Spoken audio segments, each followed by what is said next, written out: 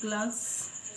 आप संस्कृत परिचायिका का चतुर्थ पाठ सुभाषितान पढ़ेंगे और सुभाषितान का 5वां श्लोक। और 5वें श्लोक की व्याख्या करने से पहले संदर्भ देख लीजिए। प्रस्तुत श्लोक हमारी पाठ्य पुस्तक हिंदी के संस्कृत खंड के सुभाषितान नामक पाठ से लिया गया है। ये संदर्भ आप प्रत्येक श्लोक में लिख सकते हैं। और अब देखते हैं व्याख्या। अकृत्वा परसंतापम गत्वा खल मंदिरम अनुलंघत शताम मार्गम यत स्वल्पमपि तद बहु। और इसकी कुछ मीनिंग देख लीजिए। अकृत्वा अर्थात ना करके, परसंताप दूसरों को दुखी करना, खल मंदिरम खल यानी दुष्ट, खल मंदिरम यानी दुष्ट का घर, दुष्ट के घर, आगत्वा यानी जा करके, तद बहु यानी बहुत, सताम यानी सज्जनों, मार्ग यानी रास्ता। और देख लेते हैं अब इसकी व्याख्या। अकृत्वा परसंतापम गत्वा खल मंदिरम। अकृत्वा यानी ना करके, परसंतापम पर यानी दूसरों को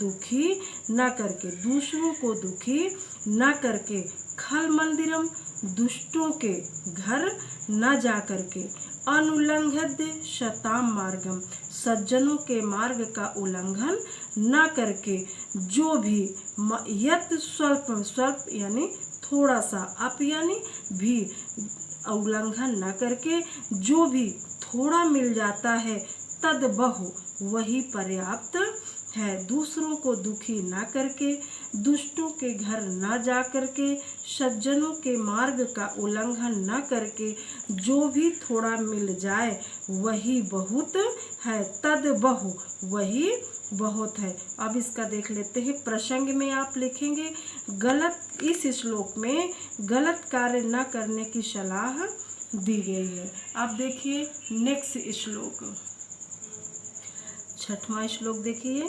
सत्याधारस्तपस्तैलम दयावर्ती क्षमा शिखा अंधकारे प्रविष्टेभ्यो दीपो यत्नेन वार्यताम। अब इसकी देखिए मीनिंग। सत्याधारस्तपस्तैलम जिसका सत्य ही आधार है, दयावर्ती यानी दया रूपी बत्ती, शिखा यानी लौ, प्रवेष्टेभ्यो यानी प्रवेश करने पर, यत्नेन यानी यत्न करना, प्रयत्न करना, वार्यताम यानी जलाना चाहिए, दीपो यानी दीपक, और अंधकारे यानी अंधकार। और अब इसकी देखिए व्याख्या।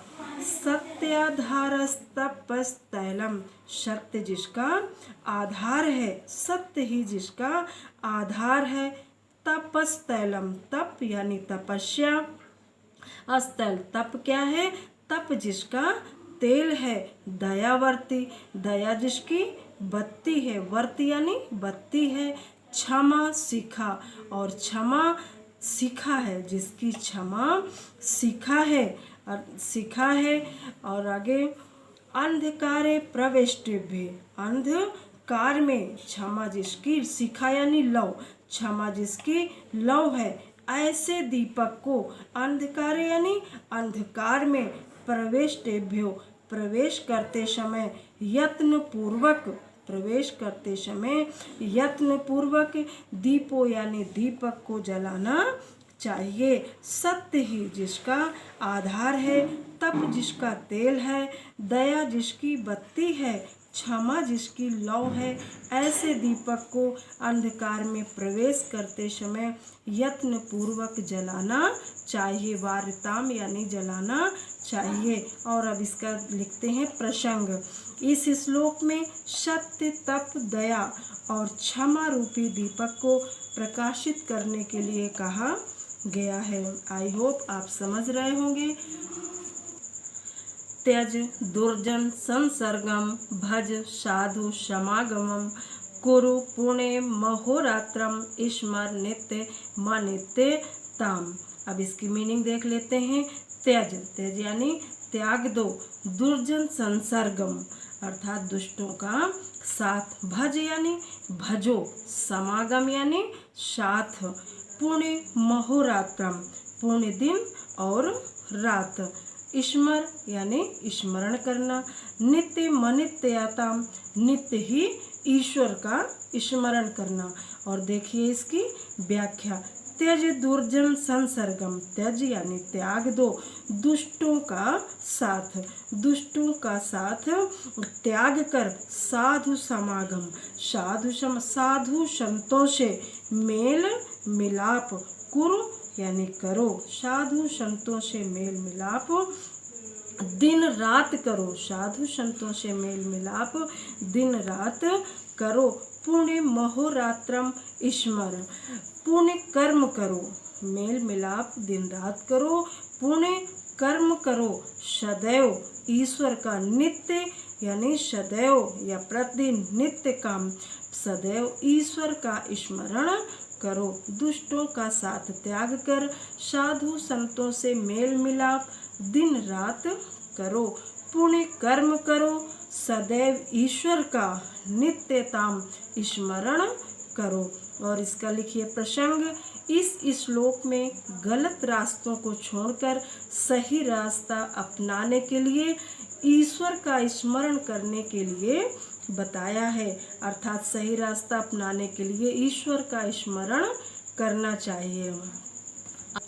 8वें श्लोक में मनसि वचसि काये पुण्य पीयूष पूर्णा स्त्रिभुवनोपकार श्रेणिभिः प्रीड्यन्ता पर गुण परमाणून् पर्वतीकृत्य नित्यं निज हृदय विकसंता संतिशंता क्रियंता।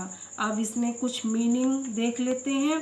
मनसि यानी मन, वचसि यानी वचन, काये यानी शरीर में, पुण्य पीयूष पूर्णा अर्थात पुण्य रूपी अमृत से, इस त्रिभुवन उपकार श्रेणी भी, इस त्रिभुवन उपकार श्रेणी भी यानी तीनों लोकों को आनंदित करने वाले, पर्वती कृत्य यानी बढ़ा चढ़ाकर, निज हृदय यानी अपने हृदय में, क्रियंता यानी कितने हैं, क्रियंता यानी कितने हैं। अब इसकी देख लेते हैं व्याख्या। मनसि वचसि, मनसि यानी मन, वचसि यानी वचन, और काये यानी शरीर में, पुण्य पीयूष पूर्णा पुण्य रूपी अमृत से भरे हुए, इस त्रिभुवन यानी उपकारों के द्वारा, अमृत से भरे हुए उपकारों के द्वारा तीनों लोकों का, त्रिभुवन यानी तीनों लोकों का, ये तीनों लोकों को प्रसन्न करने वाले, प्रीणयंता यानी प्रसन्न करने वाले, दूसरों के परगुण यानी दूसरों के परमाणु जैसे छोटे गुणों को पर्वत के समान बड़ा समझकर, पर्वतीकृत यानी पर्वत के समान बड़ा समझकर, सदैव अपने हृदय से, नित्यम यानी सदैव, निज हृदय अपने हृदय से सदा प्रसन्न रहने वाले, विकसंता सज्जन व्यक्ति, प्रसन्न विकसंता यानी खिले हुए या प्रसन्न रहने वाले सज्जन व्यक्ति इस संसार में, संति संता, संति यानी है, संता यानी सज्जन पुरुष, क्रियंता कितने, सज्जन पुरुष कितने हैं यानी बहुत कम है। तो अब इसकी और व्याख्या देख लीजिए। मन, वचन और शरीर में पुण्य रूपी अमृत से भरे हुए उपकारों के द्वारा तीनों लोकों को प्रसन्न करने वाले, दूसरों के परगुण यानी दूसरों के परमाणु जैसे छोटे गुणों को भी पर्वत के समान, पर्वतीकृत यानी पर्वत के समान बड़ा समझकर, नित्यम यानी सदैव अपने हृदय से सदा प्रसन्न रहने वाले सज्जन व्यक्ति इस संसार में कितने हैं, संति संता क्रियंता, इस संसार में सज्जन कितने हैं यानी बहुत कम है। तो ये आपकी 8वें श्लोक की हुई व्याख्या। अब देखिए इसका प्रसंग में लिखना है आपको, सभी गुणों से युक्त सज्जन व्यक्ति संसार में बहुत कम मात्रा में मिलते हैं, और यही इस व्याख्या में दर्शाया गया है। इस तरह से आपके 8वें श्लोक की व्याख्या पूर्ण हुई, अर्थात ये चैप्टर आपका कंप्लीट हुआ। आई होप आपको समझ आया होगा, और इसको आप 2 बार कम से कम देखें तो ज़रूर समझ आएगा। ये मोस्ट इम्पॉर्टेंट चैप्टर है। Thank you.